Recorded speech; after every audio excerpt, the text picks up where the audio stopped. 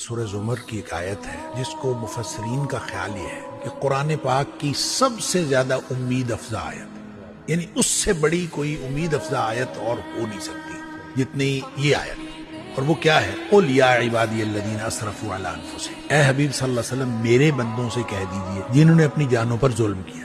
اب دیکھیں اس میں طرز تخاطب بھی عجیب ہے اللہ تعالیٰ کی طرف سے، سبحان اللہ، میرے بندوں سے۔ اب انہوں نے اپنی جانوں پر ظلم کیا ہے، وہ گناہ کیے بیٹھے ہیں، اور اللہ تعالیٰ فرماتا ہے میرے بندے ہیں۔ اچھا ان سے کہہ دیجئے کیا لا تقنطوا من رحمت اللہ، اللہ کی رحمت سے مایوس نہ ہو۔ کیوں نہ مایوس ہو؟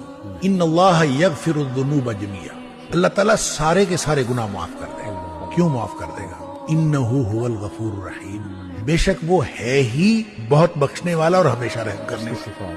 یہ اس کی اس لیے کر دے، کیوں کر دے گا؟ اس لیے کر دے گا کہ تمہیں ایک کام کرنا پڑے گا۔ وَأَنِيبُوا إِلَىٰ رَبِّكُمْ